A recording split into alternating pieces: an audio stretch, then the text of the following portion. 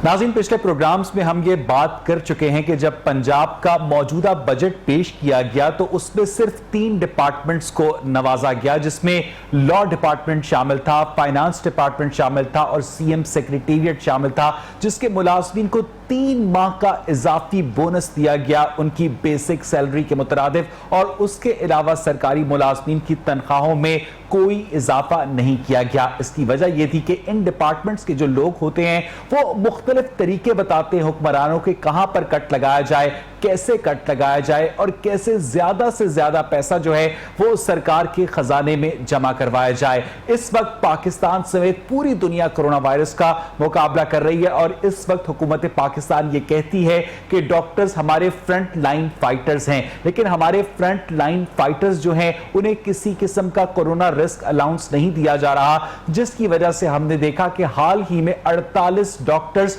मुस्ताफी हो गए। जब एक एक डॉक्टर कीमती है, ऐसे में 48 डॉक्टर्स का मुस्ताफी होना अपने अंदर एक बहुत बड़ी अलामत है हुकूमत के लिए कि इसके बाद तशवीश का मरहला शुरू होता है। लेकिन महकमा सेहत पंजाब के तर्जुमान की जानिब से निहायत इत्मीनान से कहा गया कि ये डॉक्टर्स जाती वजूहात की बिना पर मुस्ताफी हुए हैं और इनका कोरोना रिस्क अलाउंस से कोई ताल्लुक नहीं। जाती वजूहात की बिना पर एक डॉक्टर मुस्ताफी हो सकता है, 2 डॉक्टर्स मुस्ताफी हो सकते हैं, 5 डॉक्टर्स मुस्ताफी हो सकते हैं, 10 डॉक्टर्स मुस्ताफी हो सकते हैं, लेकिन एक ही दिन में 48 डॉक्टर जाती वजूहात की बिना पर मुस्ताफी नहीं हो सकते। अगर काम नहीं कर सकते, कम से कम बहाने ही नए तराश दिया करें। इसी तमाम सूरत पर बात करने के लिए हमारे साथ मौजूद हैं मियां नवीद साहब, डिप्टी ब्यूरो चीफ हैं लाहौर रंग के।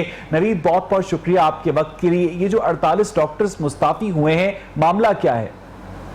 जी तो बिल्कुल इसमें जो आपने अभी बताया, जिस तरह का महकमा सेहत पंजाब कह रहा है कि जाती शुरुआत है, इसमें तकरीबन मैं ये आपको बताऊंगा कि 20% ऐसा हो सकता है कि जाती होती है, जो लड़कियां होती हैं, जो अपॉइंटमेंट जिनकी होती है एमबीबीएस करने के बाद जब उनकी शादी होती है तो शायद वो छोड़ देती है। ये 20% हो सकता है। आजकल तो शादियां भी नहीं हो रही।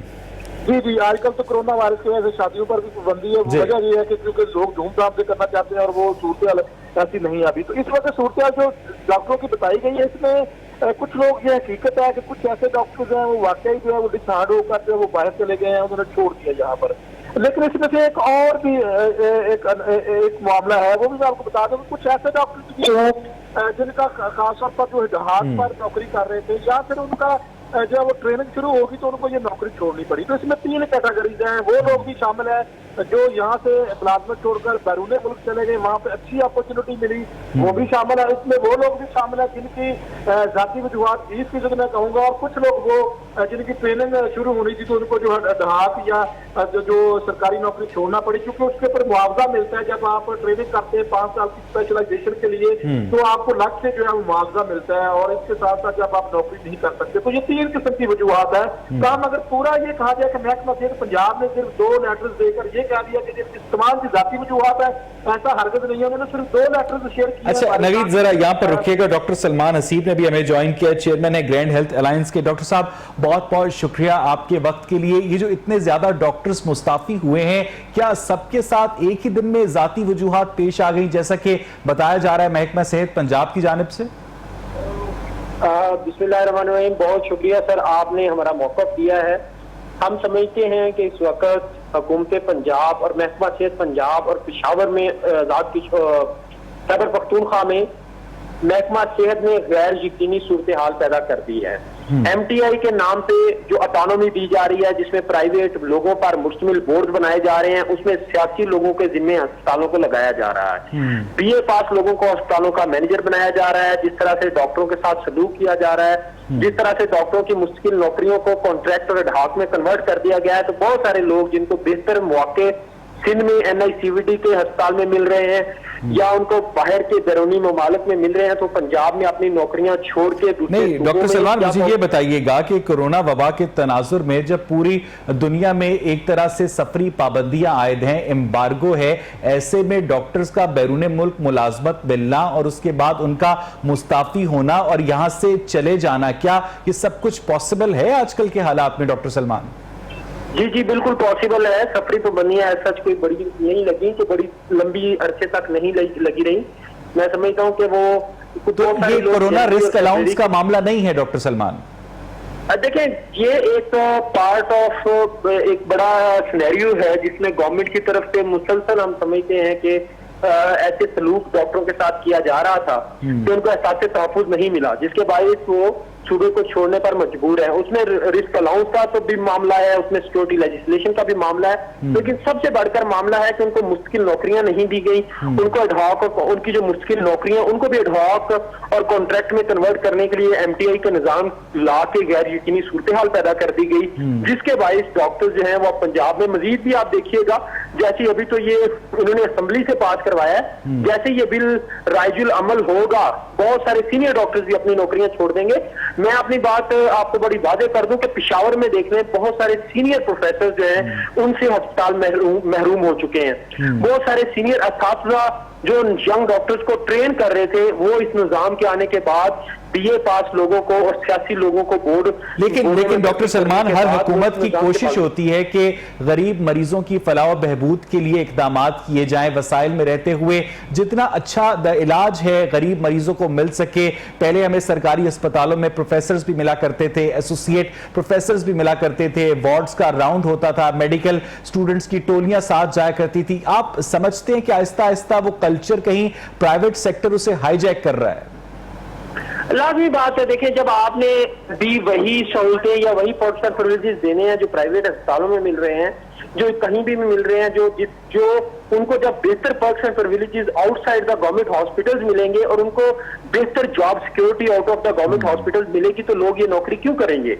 जब आप अब पेशावर में देख लें, बीए पास मैनेजर्स को प्रोफेसर का इंचार्ज लगाया हुआ है, जिस तरह का उनके साथ सलूक रवा रखा जा रहा है, जिस तरह उनसे बदतमीजी की जाती है, तो बहुत सारे सीनियर प्रोफेसर ने पेशावर में नौकरियां छोड़ दी। आपको पता है ये तो इसका तो हाई कोर्ट में भी केस गया था और ये बड़ी वाज़ेह बात हुई थी।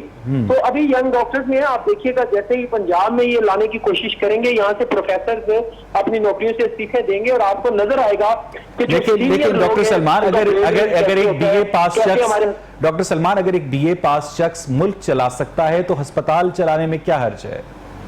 नहीं जी, अस्पताल नहीं चला सकते। अस्पताल एक एक्सपर्टीज का काम है। अस्पताल हम नहीं समझते कि बीए पास लोग अस्पताल कहीं भी दुनिया में नहीं चला रहे। ये सिर्फ और सिर्फ अपने सियासी लोगों को नवाजने के लिए और अस्पतालों में पॉलिटिकल कल्चर को ओपन करने के लिए और अस्पतालों में सिफारशी कल्चर का बोलबाला करने के लिए गवर्नमेंट ऑफ पीटीआई ने ये एक रास्ता इख्तियार किया है। हरगिज कोई भी बीए पास अस्पताल नहीं चला सकता।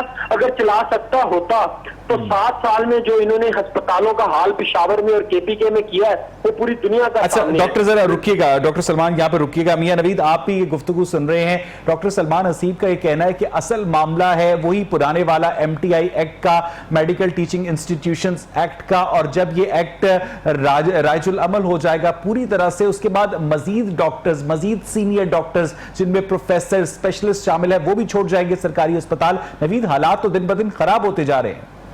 अजीब है, बिल्कुल मैं इनकी बात की जो हमायत इसलिए करता हूँ कि मेरी बहुत सारे प्रोफेसर से रोजाना इस मामले पर बात होती है और वो हमसे पूछते हैं कि यार ये कब से आ रहा है एमटीआई एक्ट, तो वो तशवीश का इजहार कर चुके हैं प्रोफेसर भी, वो इसे लाइक नहीं करते। वो अलग बात है, वो गवर्नमेंट के सामने करता एहतजाज नहीं हो सकते, उनको अपनी नौकरियों का कभी खतरा है। वो यंग डॉक्टर्स के बलबूते पर ही वो समझते हैं कि ये कुछ कर लेंगे, और यंग डॉक्टर्स जो फाइट कर रहे हैं तो पीछे वो अपने आप को समझते कि हम भी महफूज हो जाएंगे। और जब से ये यंग डॉक्टर्स ने ये मामला थ्रू कोर्ट या थोड़ा सा इसमें अस्पताल में नरमी की है, तो आप हमसे पूछते हैं कि अब क्या बनेगा।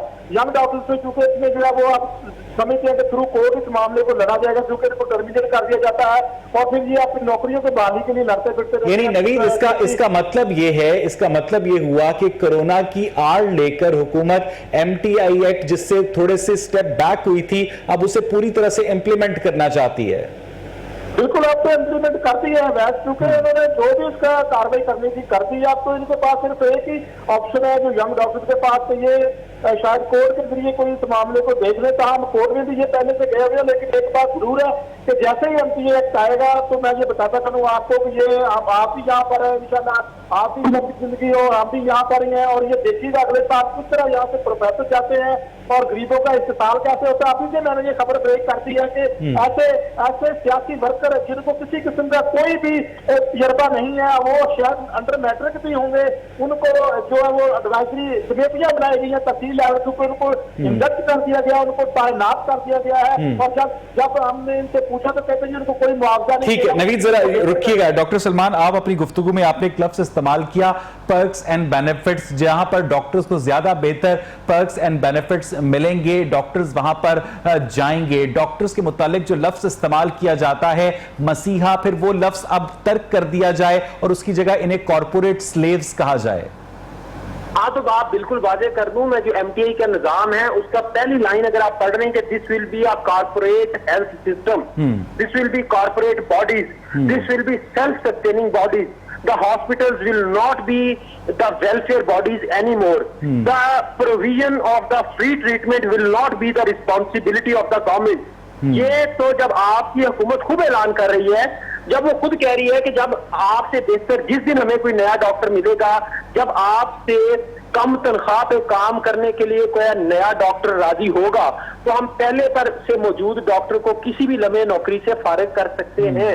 और वो ये काम पेशावर में इस वक्त कर रहे हैं। तो बहुत तशवीशनाक बात है डॉक्टर सलमान, लेकिन अगर कोर्ट से भी आपको रिलीफ नहीं मिलता, क्योंकि बाज दफा कोर्ट की जानिब से भी ये ऑब्जर्वेशन या रूलिंग दे दी जाती है कि ये इंतजामी मामलात हैं, तो उसके बाद आप क्या करेंगे? इंशाल्लाह हम अपने आइंदा का लाहे अमल का ऐलान मीटिंग में बैठ के ऐलान करेंगे, लेकिन कोर्ट ने हमारे साथ वादा किया हुआ है, हमारे साबिक प्रेसिडेंट के साथ उन्होंने वादा किया था कि हम इसको नहीं नाफज होने देंगे, आप हड़ताल वापस कर लें, हम इस एक्ट को किसी भी सूरत जो है वो नाफज नहीं होने देंगे। लेकिन as a plan B doctor Salman Haseeb, अगर ये इस तरह के जो जुडिशियल रिस्ट्रेंट्स हैं वो नहीं एक्सरसाइज होते और गवर्नमेंट एमटीआई एक्ट नाफिज कर देती, और वाकई बहुत तशवीशनाक बात है कि एक डॉक्टर 10-15 साल की सर्विस के बाद जान मारता है और उससे कम पैसों में अगर एक बंदा मुलाजमत करने के ऊपर आमादा हो जाता है, तो उस डॉक्टर का तो सारा करियर खत्म हो गया। डॉक्टर सलमान, यही सूरत हाल का सामना खैबर पख्तूनख्वा के डॉक्टरों को है, यही सूरत हाल का सामना हमारे पेशावर के डॉक्टरों को है कि जैसे ही उन्हें कोई कम पैसों में कोई यंग डॉक्टर मिलता है, वो सीनियर डॉक्टर्स को फारिग कर रहे हैं। मुकम्मल सेल्फ सस्टेनिंग बॉडी बनाने के चक्कर में, कॉर्पोरेट बॉडीज बनाने के चक्कर में जो welfare work of the hospital है उसको डिस्ट्रॉय किया जा रहा है। अच्छा नवीद, मुझे ये बताइएगा कि जैसा कि डॉक्टर सलमान ने ये कहा कि अगर ये अस्पताल एक कॉर्पोरेट बॉडी बन जाते हैं जिसके लिए जरूरी नहीं होगा कि गरीब मरीजों का मुफ्त इलाज किया जाए, इसका मतलब यह है कि नए पाकिस्तान में मुफ्त इलाज की जो सहूलत है वो भी एक प्रिविलेज बन जाएगी। नवीद जी मैं बिल्कुल ये बात दुरुस्त है आपकी। कॉर्पोरेट बॉडी जो होती है वो मुनाफा बख्श जो एक इदारा होता है, इसके ऊपर कई दफा हम बहस कर चुके हैं, हम कई बार बता चुके हैं कि यकीनी तौर पर इसमें जब बोर्ड ऑफ गवर्नेंस का निजाम आएगा तो उसमें जो टेस्ट किए जाते हैं और जो इलाज माल जब वो महंगा होगा, और ये कोई भी हुकूमतें वक्तों का नून लीग होगा मौजूदा हुकूमत है, हमेशा इनका ये होता है कि सरकारी अस्पतालों में जो बजट देना ये बजट ना दिया जाए और किसी ऐसा कोई निजाम आए कि ये और सोर्सेज के ऊपर अस्पताल खुद चले और अस्पताल जो मरीज आते हैं अस्पतालों में वहां से जो फंड इकट्ठा करके जो है इन अस्पतालों को चलाया जाए। बदकिस्मती से एमटीआई भी एक ऐसा ही निजाम है, जैसे ही ये निजाम आएगा तो यहाँ पर इलाज मुआवजा भी महंगा होगा, कॉर्पोरेट बॉडी बन जाएगी जो एक मुनाफा बख्श बॉडी होगी। यहाँ पर जो है बिजनेसमैन लोग आकर कब्जा शुरू हो चुका है। अजनाब अस्पताल की एग्जांपल देता हूँ, वहां पर एक बोर्ड ऑफ जो गवर्नर होता है, मैनेजमेंट जो होता है बोर्ड ऑफ मैनेजमेंट, वहां पर जो चेयरमैन है उसको भी एक बिजनेसमैन है। तो ये एक ऐसी चीज है कि वो बिजनेसमैन अपने तरीके से उस अस्पताल को चलाएंगे। देखें जो बिजनेसमैन आएंगे उसके अपने जाती मफादात भी होंगे, कोई ऐसी चीज पे ऐसे नहीं आकर बैठता, उसके अपने जाती मफादात होते हैं, तो फिर ही वो कोई सरकारी चीज है क्योंकि उसकी कोई सैलरी नहीं होगी, तो वो अपने भी उसके मफादात होते हैं। अदारे के अंदर जो है वो सिस्टम बेहतर होने की बजाय जो है वो सिस्टम लेकिन नवीद, एक डॉक्टर वजीर सेहत की मौजूदगी में डॉक्टर्स के साथ इतना बड़ा जुल्म। देखिए जी, वजीर सेहत पंजाब तो एक डमी वजीर सेहत पंजाब है, उसकी कोई भी नहीं सुनने वाला। वो एक वजीर सेहत है, मेरा नहीं ख्याल कि उसका कोई अस्पताल में अस्पताल के अंदर कोई किसी भी पंजाब का अस्पताल को एमएस उसकी बात सुने। वो एक डमी वजीर सेहत पंजाब है, उसके पास किसी किस्म का कोई इख्तियार नहीं है, ना तो वो किसी सिस्टम को बेहतर कर सकी है, ना वो अपने डॉक्टर्स के साथ अच्छे तल्लुकात बना सकी है, ना वो अपने प्रोफेसर के साथ अच्छे तल्लुकात बना सकती है। उसका क्या विजन है ये हमें भी नहीं पता, आज तक नहीं पता लग सका कि वजीर सेहत पंजाब डॉक्टर यास्मीन राशिद का विजन क्या है। वो किस तरह वो माँ एंड चाइल्ड एंड मदर 5 जो है वो अस्पताल खोले जाने हैं और वो पता नहीं कब खोले जाने हैं। उसकी रोजाना हैंडआउट जारी कर दिया जाता है जिसमें लिखा जाता है कर दिया जाएगा, हो जाएगा। ये इस तरह का रोजाना के हैंडआउट हमें आते हैं और हमें कहा जाता है कि जी आप पब्लिश। डॉक्टर सलमान, ये बड़ी अहम बात है कि एक जाने पंजाब गवर्नमेंट ये दावे करती है कि पंजाब के पसमानदा इलाकों में 5 नए अस्पताल खोले जा रहे हैं, लेकिन जो कि एग्जिस्टिंग हॉस्पिटल्स हैं, टीचिंग हॉस्पिटल्स हैं, वहां का तो मयार दिन ब दिन गिरता जा रहा है। डॉक्टर सलमान, मैं आपको वाजे कर दूं, देखें पिछली गवर्नमेंट ने भी ऐलान किया था कि 50 नए टीचिंग अस्पताल खोलेंगे।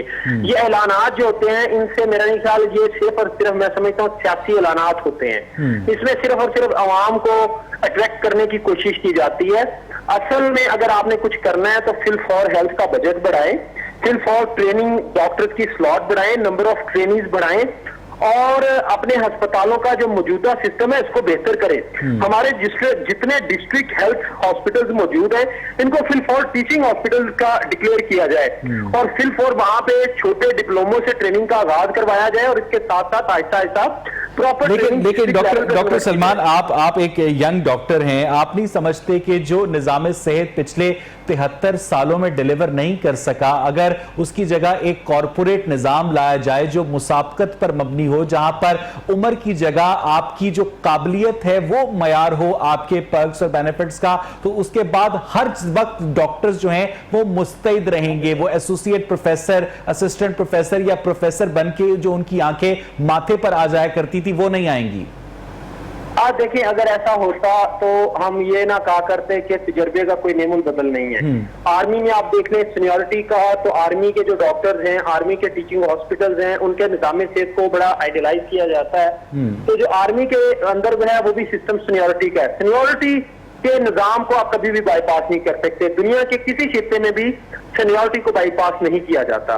तो ये मेडिसिन और शोबा एक्टिव जो है इसमें तजर्बे का बहुत ज्यादा अमल है। अगर आप किसी भी तजर्बे वाले डॉक्टर को, सीनियर डॉक्टर को साइडलाइन करके जूनियर को लाएंगे तो इसमें आपको शायद कोई माली फवायद तो हो जाए कि वो थोड़े पैसों में ज्यादा काम करे, लेकिन जो एक सीनियर ओपिनियन है वो आप देख लेना। तो आपकी ये सारी बातें हुई हैं वजीर सेहत पंजाब डॉक्टर यास्मीन राशिद से? देखिए हमने उन्हें बारहा कहा है, लेकिन बातें जैसे मियां नवीद साहब ने कहा, डॉक्टर यास्मीन राशिद के हाथों में है ही कुछ नहीं। जो नौशिरवान बरकी हैं, इमरान खान साहब के कजन, वो एक पल्मोनोलॉजिस्ट हैं, वो सांस के डॉक्टर्स हैं, वो अमेरिका में बैठ के इस निजाम को पाकिस्तान में राइज करने की कोशिश कर रहे हैं। मैं आपको बता दूं इस पेंडेमिक में जब हर तरफ 400 कोरोना फैला हुआ था तो वो अमेरिका में बैठ के अमेरिकियों का इलाज करते रहे। एक दिन भी उन्होंने अपने वतने अजीज के गरीबों का नहीं सोचा, एक दिन भी उन्होंने कोई ट्रेनिंग सेशन नहीं करवाया। पाकिस्तान में पल्मोनोलॉजिस्ट की शदीद कमी है, इसके बावजूद उनको। तो डॉक्टर सलमान हसीब, चूंकि हेल्थ एक प्रोविंशियल सब्जेक्ट है, तो क्या सूबा सिंध भी इमरान खान की इस पॉलिसी को परसू करेगा जहां पर पाकिस्तान पीपल्स पार्टी की हुकूमत है? नहीं, मुझे नहीं लगता, ना ही उन्हें करना चाहिए। अगर वो ऐसा करेंगे तो वो जुल्म करेंगे। अभी जिस तरीके से वो NICVD national institute of cardiovascular disease run कर रहे हैं वो एक मिसाल है पूरी दुनिया के लिए। पूरे पाकिस्तान में उस जैसा कोई इदारा नहीं है जिस तरह का इदारा हुकूमत सिंध ने national institute of cardiovascular disease बना दिया है। हाँ, अगर बिलावल भी खुदा न खास्ता कल को ऑटोनॉमी की तरफ जाएं, ऑटोनॉमी के नाम पे निजीकारी की तरफ जाएं, NGOs की तरफ जाएं, तो हम ये समझते हैं कि ये बहुत बड़ा जुल्म। लेकिन आप इसका मतलब ये है कि आप जो एक पुराना सरकारी निजाम था, निजाम सेहत, जिसके अंदर बहुत ज्यादा आपको फॉर्म्स करवाने पड़ते थे, सिफारिशें करवानी पड़ती थी, डॉक्टर्स को ढूंढ के लाना पड़ता था, आप उसके हामी हैं डॉक्टर सलमान? सर मैंने आपको मिसाल दे दी है, national institute of cardiovascular diseases पुराने निजाम एक हॉस्पिटल है ना, वो तो सिर्फ एक हॉस्पिटल है ना जिसके ऊपर 20 अरब रुपए की जिसको फंडिंग मिलती है। पूरे सिंध के अंदर जो निजाम सेहत का बुरा हाल है डॉक्टर सलमान, वो सबको पता है, आपको भी पता है। नहीं नहीं नहीं नहीं, मैं आपको बता दूं, जो गोम्बट में आप देख लें जो लिवर ट्रांसप्लांट हो रहे हैं, उनके जो रीनल ट्रांसप्लांट हो रहे हैं, सिंध का महकमा सेहत पंजाब से बहुत आगे जा चुका है। मियां नवीद, आप इस बात की तायीद करते हैं? नवीद, आप मुझे सुन सकते हैं? जी बात। हाँ, यहां पर डॉक्टर सलमान हसीब कह रहे हैं कि जो सिंध का महकमा सेहत है वो पंजाब के महकमा सेहत से बहुत आगे जा चुका है और वहां पर डॉक्टर्स को तहफ्फुज दिया जा रहा है, जॉब सिक्योरिटी दी जा रही है। आप इस बात से एग्री करते हैं नवीद? देखिए वैसे मैंने विजिट नहीं किया वहाँ का जो सिस्टम है हेल्थ का, और मैंने सिंध के अंदर जो जाता था KPK का जरूर मैंने विजिट किया है, जो वहाँ पर नाफिज हुआ है वो मैंने हालात जरूर देखे, लेकिन सिंध की चले फिर आप ये बताइए कि खैबर पख्तूनख्वा और पंजाब के हॉस्पिटल्स का किस तरह से कंपैरिजन करेंगे जब वहां पर MTI एक नाफिज हो गया और यहाँ पर नाफिज हो रहा है? जी बिल्कुल, जो है वो MTI जो नाफिज हुआ है वहाँ पर खास तौर पर जो है वो KPK में, उसके बाद मैंने खुद जो है वो पिछले साल विजिट किया, मैंने देखा वहाँ पर जाकर, और खुद मैंने जो है वो YDA के बाद किसी पर यकीन नहीं किया, मैंने खुद अपने तौर पर वहाँ पे एनालिसिस किया, सीनियर प्रोफेसर से भी कंसल्टेड किया। वहाँ पर उन्होंने बताया कि जो सूरत जो सीनियर डॉक्टर्स छोड़कर चले गए हैं, बहुत सारे सीनियर डॉक्टर छोड़कर चले गए, काम वो उस तरह नहीं हो रहा, नेपोटिज्म ज्यादा बढ़ गया ना, कि नेपोटिज्म जो थी, नेपोटिज्म के ऊपर ये कहा जाता था कि जब MTI आएगा तो सियासी असर रसूख नहीं होगा, इस तरह की बातें पंजाब में भी की जा रही है, लेकिन बदकिस्मती से ऐसा नहीं है। KPK में हालात खराब कर दिए गए हैं, वहाँ पर MTI नाफिज किया गया है, आप पंजाब में भी यही सूरत करना चाहते हैं। तो मैं अगर कंपैरिजन करूँ तो मैं ये समझता हूँ कि KPK में ये तजर्बा नाकाम हुआ है, आप पंजाब में ये समझते हैं लाना चाहते हैं, तो मेरा ख्याल है कि नाकाम तजर्बे को तो इसकी वजह क्या है? हुकूमत के पास सेहत पर खर्च करने के लिए पैसे खत्म हो गए नवीद? देखिए वैसे हर हुकूमत यही कहती है कि जी वो ऐसा कोई निजाम लाए कि सरकारी अस्पतालों के जो सोर्सेज है इनकम जो वो चाहते हैं कि ओन सोर्सेज के ऊपर भी अस्पताल चले, और किसी सूरत भी जो है उनको बजट ना देना पड़े। ये नून लीग के दौर में होता था, उनका जो तरीकाकार जो है डिफरेंट था कि वो डिफरेंट तरीके से प्राइवेट करना चाहते थे, लेकिन अगर पाकिस्तान तहरीक इंसाफ की बात करें तो ये डिफरेंट तरीका है, यानी बात वही है। एकदम सरकारी अस्पतालों के ऊपर जो पंजाब हुकूमत है वो पैसा खर्च करने के लिए तैयार नहीं है कि किसी सूरत मरीजों के हक के लिए अगर कोई बात की जाए, यहाँ पर मरीजों को फ्री इलाज मुआवजे। अच्छा डॉक्टर सलमान, आप अपने मुतालबात से पीछे हटने को तैयार नहीं है, गवर्नमेंट भी MTI से पीछे हटने को तैयार नहीं है, ऐसे में नुकसान तो गरीब मरीजों का हो रहा है ना? देखें, ये तो पेशावर में आप देख रहे हैं, यहाँ पे इन्होंने अपना शौक पूरा कर लिया है, KPK में अपना MTI का शौक पूरा कर लिया है। वहाँ पे आपको चाहिए प्रोग्राम करें और लोगों से पूछें कि क्या वो इनके निजाम से खुश हैं, क्या वहाँ पे लोगों को पहले से बेहतर इलाज मिल रहा है या पहले से बुरा इलाज मिल रहा है। सारे डॉक्टर्स ने रिजाइन तो नहीं किया ना डॉक्टर सलमान? पेशावर में मौजूद है, खैबर पख्तूनख्वा में सारे डॉक्टर्स ने रिजाइन तो नहीं किया ना? बहुत सारे डॉक्टर्स ने रिजाइन किया, बहुत सारे सीनियर जय्यद किस्म के जो सीनियर थे उन्होंने वहां से रिजाइन किया है। तो आप क्या समझते हैं डॉक्टर सलमान हसीब के, अगर गवर्नमेंट आपकी बात नहीं मानती और कोर्ट से भी आपको मतलूबा रिलीफ नहीं मिलता तो फिर आप सर झुकाकर काम करेंगे? इंशाल्लाह हम अपनी मीटिंग बुलाई है हमने, हम अपनी मीटिंग में हमारी इसी हफ्ते या अगले अच्छा इस MTI एक्ट में डॉक्टर सलमान डॉक्टर्स के लिए, आप लोगों के लिए कोई ऐसी पुरकशिश बात नहीं है? देखिए सबसे पहले होना ये चाहिए कि महकमा सेहत जो है वो एक वेलफेयर बॉडी होना चाहिए। जब तक ये लफ्ज कॉर्पोरेट्स को वेलफेयर बॉडी में ये बात सही है, ये बात सही है, ये बात ठीक है, तब तक ना इसमें कोई डॉक्टरों के लिए फलाह है ना मरीजों के लिए फलाह। लेकिन डॉक्टर सलमान जो प्राइवेट हॉस्पिटल्स हैं वहां पर जो डॉक्टर्स जिस तरह से हम देखते हैं कि उन्होंने एक बिजनेस में कन्वर्ट कर लिया है, बाकायदा मेडिकल प्रोफेशन को मसीहाई कहीं बहुत पीछे रह गई है, और अगर सरकारी अस्पताल भी डिलीवर नहीं कर पा रहे तो सरकारी अस्पतालों में काम करने वाले डॉक्टर्स की तनख्वाह में कहा जा रहा है कि MTI एक्ट के बाद इजाफा होगा। नहीं, कोई ऐसी बात नहीं है, इवन तनख्वाह में इजाफा हमें बिल्कुल नहीं चाहिए। हम सिर्फ वही पुरानी बात दोहराऊंगा, ऐसी बॉडी जो कॉर्पोरेट बॉडी बन जाए जिसका काम दौलत बनाना हो, उसमें तनख्वाह ज्यादा हो या कम हो, वो निजाम फलाह का निजाम नहीं है। बहुत बहुत शुक्रिया डॉक्टर सलमान हसीब, आपका बहुत बहुत शुक्रिया। मियां नवीद आपका। डॉक्टर सलमान हसीब के ये अल्फाज गौर करने के काबिल हैं कि जिस निजाम का मकसद दौलत कमाना हो बल्कि फलाह ना हो, वो निजाम काबिल कबूल नहीं हो सकता। मुझे यहां पर एक ब्रेक लेनी है, स्टे विद अस।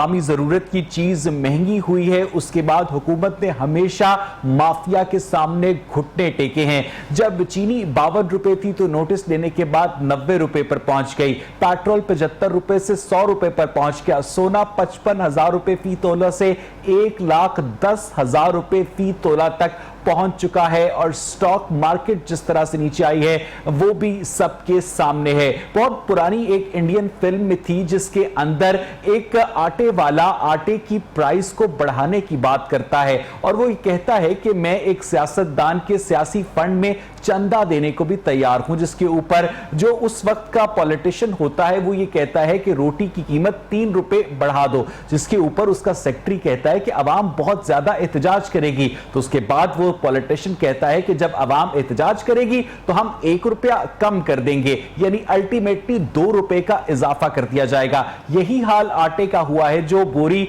20 किलो थैले की कुछ दिन पहले 805 रुपए जिसका सरकारी रेट था, अचानक हमने देखा कि 1100 रुपए में फरोख्त होने लगी है। और हुकूमत ने एक मर्तबा फिर आटा माफिया के सामने घुटने टेकते हुए 860 रुपए की सरकारी प्राइस मंजूर कर ली है। यानी बजाय इसके कि इस बात को इंश्योर किया जाता कि आप 805 रुपए में आटा बिकवाएं, आपने आटा माफिया के सामने घुटने टेके और सरकारी प्राइस 860 रुपए मुकर्रर कर दी और 55 रुपए का इजाफा कर दिया। और अभी इस सरकारी प्राइस पर भी लोगों को आटा नहीं मिल रहा। आसिम रजा साहब मेरे साथ मौजूद हैं, चेयरमैन है फ्लोर मिल्स एसोसिएशन के, बहुत सारे मामलात पर गहरी नजर रखते हैं। आसिम साहब, ये सारा क्या मामला है?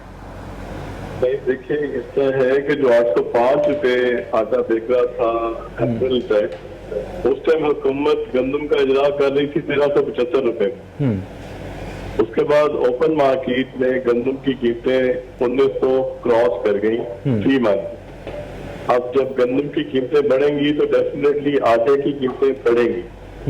हमारे ग्राइंडिंग चार्जेस वही 100 रुपया है जो 1375 रुपए थे, या जो अब गंदम हुकूमत देने जा रही है 1475 में। इसके अंदर किसी किस्म का कोई इजाफा नहीं है। हालांकि बिजली के बिलों में इजाफा आया, लेकिन सीनियर मिनिस्टर साहब के कहने के ऊपर फ्लोर मिल एसोसिएशन ने वो 3-4 से जो इजाफा था वो एब्जॉर्ब किया जी।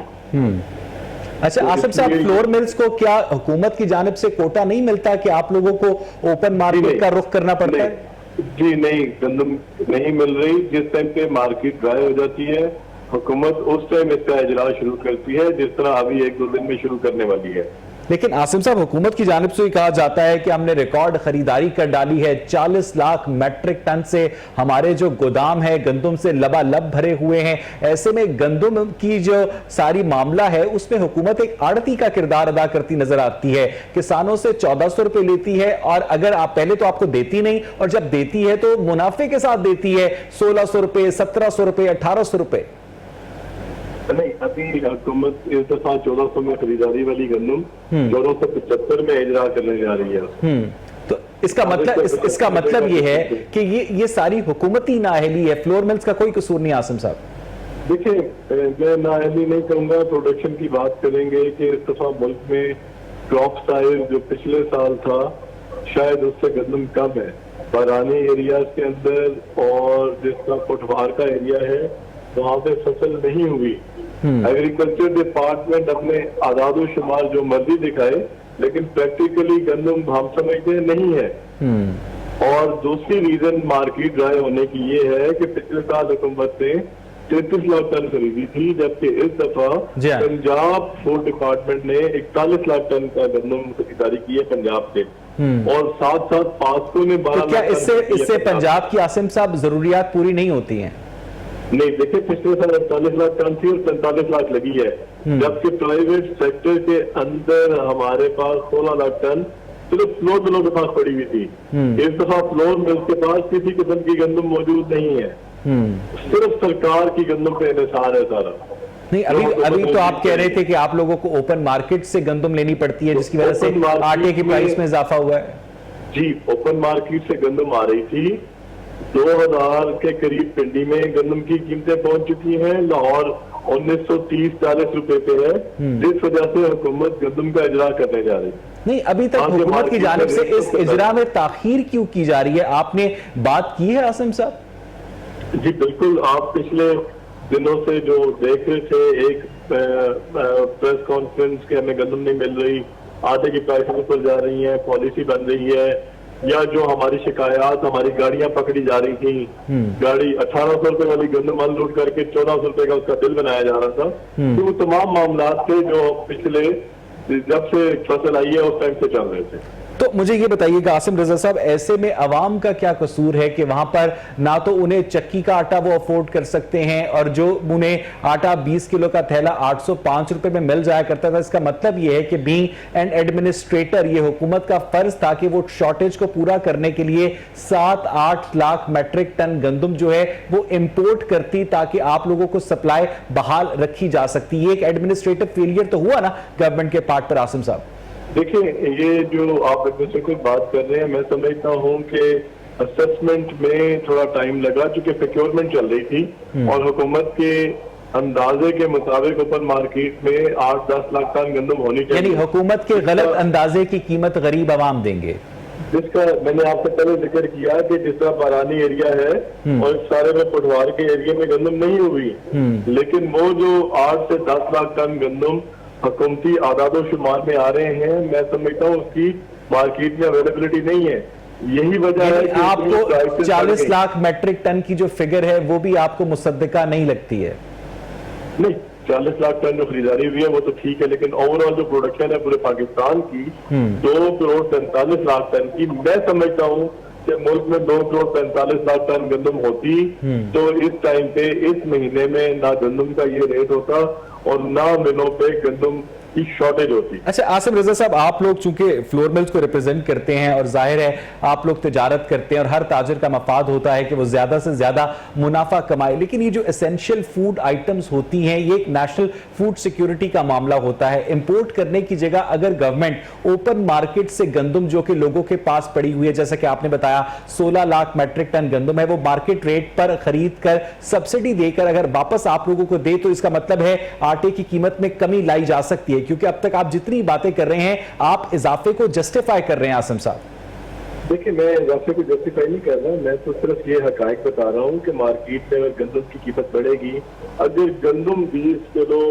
950 रुपए की होगी तो आप मुझे बताएं कि आटा 850 में कैसे नहीं, उसी का हल मैंने बताया ना कि अगर हुकूमत जो है ओपन मार्केट से गंदम जो कि लोगों के पास पड़ी हुई है अगर खरीद ले और उसके बाद आपको सब्सिडी देने के बाद एक मुनासिब कीमत पर दे, तो इसका मतलब है कि आटे की प्राइस को कंट्रोल किया जा सकता है ना, being an essential food item. भाई वो आप भी वही बात कर रहे हैं जो हुकूमत जबरदस्ती कर रही थी कि फ्लोर मिल्स की गंदम भी उतार के 1400 रुपए का बिल बना रही थी, 1800 वाली गंदम 1400 रुपए में खरीद रही थी, जिस वजह से फ्लोर मिलर्स क्या किसी और ने भी गंदम नहीं रखी। अब इसका सिर्फ इस टाइम पे ये हाल है कि बाहर से 15 लाख से 20 लाख टन कम से कम इंपोर्ट की जाए ताकि जो शॉर्टफॉल है उसको मीट किया जा सके। जो पिछले साल आपके पास पाकिस्तान में पूरे स्टॉक थे वो 2 करोड़ 85 लाख टन के थे, इस टाइम आपके पास 2 करोड़ 44 लाख टन गंदम है। दैट मीन्स कि ओवरऑल आपके पास अराउंड 36 लाख टन की कमी है। तो उसको मीट अप करने के लिए आपको गंदम को इंपोर्ट करना पड़ेगा। लेकिन ऐसी कोई खबरें आई तो नहीं कि गवर्नमेंट जो है वो गंदम इंपोर्ट करने जा रही है? नहीं, ईसीसी ने भी कहा कि गंदम बाहर से प्राइवेट सेक्टर इंपोर्ट करे, तमाम उन्होंने इसके ऊपर से टैक्सेस हटा दिए हमारी रिक्वेस्ट पे, लेकिन क्योंकि हुकूमत की जो कीमत है इजरा की रिलीज की वो कम है, इसलिए प्राइवेट सेक्टर इंपोर्ट नहीं कर पाएगा। तो हुकूमत को पब्लिक सेक्टर में खुद से इंपोर्ट करनी पड़ेगी इस डेफिसिट को मीट अप करने के लिए। और जब तक ये गंदम इंपोर्ट नहीं होगी आटे की प्राइस स्टेबल नहीं होगी आसिम साहब? नहीं, उसमें ऐसा कोई बात नहीं है, अभी बड़ा टाइम पड़ा है, अभी तो रिलीज शुरू हो रही है और 45 लाख टन हुकूमत पंजाब के पास है, 20 लाख टन पासको के पास मौजूद है और इसी तरह 14 लाख टन सिंध के पास है। बर वक्त गंदम आ जाएगी तो प्रॉब्लम नहीं होगा। अच्छा आसिम साहब ये बताइएगा कि ये जो 860 रुपए गंदम की कीमत आटे की कीमत मुकर्रर की गई है 20 किलो थैले की, ये कीमत आपकी मुशावरत से मुकर्रर की गई है? जी, ये सबका ग्राइंडिंग है, जो 100 रुपया 20 किलो के पीछे था ये वही है। ठीक है, लेकिन इस मुत्तफिका कीमत के ऊपर भी लोगों को 860 रुपए में भी आटा नहीं मिल रहा आसिम साहब? नहीं, अभी तो गंदम का इजरा शुरू नहीं हुआ जी, कल या परसों जाके गंदम रिलीज शुरू होगी फ्लोर मिल्स को, उसके एक दिन के बाद इसका चेक आना शुरू होगा। इसका मतलब यह है कि जब गवर्नमेंट की जानिब से गंदम रिलीज की जाएगी उसके बाद फ्लोर मिल्स जो हैं वो आटे की बोरी की कीमतें नीचे लाएंगी? जी, जाहिर बात है, जब सस्ती गंदम मिलों के अंदर आएगी उसका आटा सस्ता बन के आएगा। लेकिन ये जो नोटिफिकेशन है ये तो डेट बाउंड नहीं है। इस नोटिफिकेशन के मुताबिक 20 किलो थैला जो है वो हर कीमत पर 860 में ही फरोख्त होगा। आसिम साहब जी डेफिनेटली, अगर कल से रिलीज हो जाता है तो परसों से नहीं, उस नोटिफिकेशन में ये नहीं लिखा कि हम कब गंदम रिलीज करेंगे तब ये 860 का होगा। उस नोटिफिकेशन में लिखा है कि 20 किलो का थैला पूरे पंजाब में 860 का ही बिकेगा। आसिम साहब जी इसी तरह लिखा है, साथ में लिखा है कि गंदम 1475 की होगी। जब 1475 की होगी तो 860 का ही बिकेगा। इसका मतलब यह है कि हुकूमत जो है वो 1475 रुपए में गंदम प्रोवाइड करे और उसके बाद आप 860 का आटा प्रोवाइड करेंगे। जी इसी नोटिफिकेशन का यही मतलब है कि 1475 में गंदम फ्लोर बिल्स को रिलीज की जाएगी जिसका आटा 860 में रिटेल होता है। लेकिन आपने जैसा कि कहा कि गंदम की शॉर्टेज है खुद सरकारी स्टॉक्स के अंदर, तो ये तो एक खास मुद्दत के बाद 1 साल से पहले खत्म हो जाएगी अगर गंदम इंपोर्ट मजीद नहीं की जाती गवर्नमेंट की जानिब से। आसिम साहब इसका मतलब यह है कि फिर आटे की प्राइस जो है अनस्टेबल हो जाएगी। जी नहीं, फिर तो गंदम होगी नहीं, फिर तो गंदम ही नहीं होगी। अभी तो फिर थोड़ी थोड़ी एक आधी गाड़ी आ जाती है। नवंबर दिसंबर के बाद आपको गंदम प्राइवेट मार्केट में अवेलेबल नहीं होगी, यानी एक और बहरान नवंबर दिसंबर में सर उठा सकता है। आसिम साहब इसलिए गंदम का मंगवाना बहुत जरूरी है। ये हम प्रिकॉशनरी बहुत पहले इंटीमेट कर रहे हैं कि हुकूमत को प्राइवेट सेक्टर में अगर ना आए तो पब्लिक सेक्टर में इंपोर्ट करनी चाहिए। अगर नहीं की जाएगी तो दिसंबर के बाद आपके मुल्क में गंदम न होने की वजह से आटे का बहरान हो। बहुत बहुत शुक्रिया आसिम रजा साहब। उनका यह कहना था कि अगर गवर्नमेंट ने बरवक्त गंदम इंपोर्ट ना की तो मजीद आटे का बहरान नवंबर दिसंबर में दोबारा पैदा हो जाएगा। मुझे यहां पर एक ब्रेक लेनी है। Stay with us.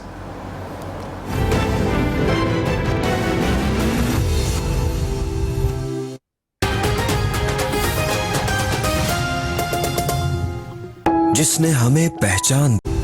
Welcome back नाज़रीन। लाहौर शहर को एक बहुत बड़े मसले का सामना है और वो ये कि पूरे शहर के ऊपर हैवी बाइकर्स का राज है। आप किसी भी वीकेंड के ऊपर किसी भी शहर की मरकजी सड़क के ऊपर चले जाएं तो आपको पता चलेगा कि वहां पर हैवी बाइकर्स दंदनाते फिरते हैं, रेसें लगाई जाती हैं। और वो जो सेफ सिटी के कैमरे इस नीयत से इंस्टॉल किए गए थे कि लोगों को घरों पर चालान पहुंचाए जाएंगे, वो कैमरे भी इन हैवी बाइकर्स की पहुंच के आगे बेबस नजर आते हैं। हमने मुतअद्दिद मर्तबा ट्रैफिक पुलिस के एहलकारों से सवाल किया कि इन हैवी बाइकर्स का चालान क्यों नहीं होता, किस तरह से वो साइलेंसर लगाकर लोगों को तंग कर सकते हैं, हादसात का सबब बन सकते हैं। जिस पर उन ट्रैफिक पुलिस वालों ने सर झुकाकर जवाब दिया कि अव्वल तो ये लोग हमारी काबू में आते नहीं और अगर कोई गलती से गिरफ्तार हो भी जाए तो 5 से 10 मिनट में फोन आने के बाद वो जो हैवी बाइकर है छूट जाता है। इसका मतलब यह है कि पाकिस्तान के अंदर जो कि रिट ऑफ द गवर्नमेंट है, जो कानून की हुक्मरानी है, ये सारी बातें सिर्फ और सिर्फ कानून की किताबों में अच्छी लगती हैं। अगर एक गरीब मोटरसाइकिल वाला CD 70 के ऊपर जा रहा हो उसको तो हमारे ट्रैफिक पुलिस के शेर जवान बड़ी मुस्तैदी से हल्की सी गलती के बाद भी पकड़ लेते हैं। लेकिन ये जो हैवी बाइकर सिर्फ फन की नीयत से निकलते हैं, 200 की, 210 की, 220 की स्पीड शहरी हदूद के अंदर अचीव करते हैं, अपने साथ दूसरों की जिंदगियां खतरे में डालते हैं। उन्हें रोकने वाला, उन्हें पूछने वाला, उन्हें टोकने वाला कोई नजर नहीं आता। हमारे सीनियर कॉरेस्पॉन्डेंट हम्माद असलम हमारे साथ मौजूद है। हम्माद बताइएगा, शहर पर हर वीकेंड पर यह हैवी बाइकर्स का राज होता है, हमारी ट्रैफिक पुलिस, हमारी पुलिस इनकी जानिब से आंखें बंद क्यों कर लेती है? बिल्कुल, ये जो खेल है ये कोई खेल लाहौर शहर में सर चढ़ कर बोल रहा है और ट्रैफिक के जो जवान है वो लॉकडाउन पर अमल दरामद करवाने के लिए तो नजर आते हैं, लेकिन जो टोलियों की सूरत में साइकिल लेकर बाहर निकलते हैं नौजवान, उनको रोकने वाला कोई भी है, जिसकी वजह से हादसा में भी इजाफा होता चला जा रहा है। और जबकि एक जवान नहीं, इस सिलसिले में क्या ट्रैफिक पुलिस का मौकफ आपने कभी लेने की कोशिश की? हम्माद, क्या मौकफ है उनका? बिल्कुल, इस हवाले से बारह जो है उनसे भी बात की गई, ट्रैफिक पुलिस काम से भी बात की गई, तो उनका मौका ये है कि जो स्पॉट है वो बनाए गए हैं, वन व्हीलिंग के खिलाफ क्रैकडाउन किया जाता है।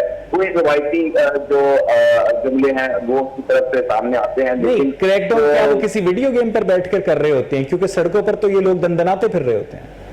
कोई, इसीलिए तो मैं कह रहा हूँ कि ये रवायती तौर पर कार्रवाइयां की जाती हैं, स्क्वाड बना दिए जाते हैं, लेकिन ये टोलियों की तरफ लेकिन अंदर की बात क्या है हमाद कि क्यों इन लोगों के खिलाफ कार्रवाई करने से गुरेज किया जाता है? क्योंकि एक आम आदमी तो हैवी बाइक अफोर्ड नहीं कर सकता। 13-14 लाख की अगर कम से कम एक अच्छी हैवी बाइक आ रही है, इसका मतलब यह है कि वो एक इन्फ्लुएंशियल फैमिली से, इन्फ्लुएंशियल बैकग्राउंड से। इसका मतलब यह है कि लाहौर शहर में एक अमीर आदमी के बेटे के लिए कानून अलग है, एक गरीब आदमी के बेटे के लिए और गरीब आदमी के लिए कानून अलग है। हमाद जी बिल्कुल, अमीर दादों के जो बिगड़े साथ आते हैं उनके लिए तो कानून अलग है, बच्चों के लिए तो कानून है ही नहीं। और जो जब चाहते हैं, जब उनका दिल करता है, वो कानून की धज्जियां उखेल कर रख देते हैं। और दूसरी तरफ देखा जाए तो एकदम तो मोटरसाइकिल जवान को फौरी तौर पर रोक लेंगे, चाहे वो घर से राशन लेने के लिए निकला है, लेने के लिए निकला है, लेकिन उसको कार्रवाई करते हुए उसको सिर्फ वन व्हीलिंग का पर्चा दे दिया जाता है और वो फिर अदालतों के चक्कर लगाता है। इस तरह के वाकयात कई बार देखने को मिले हैं, लेकिन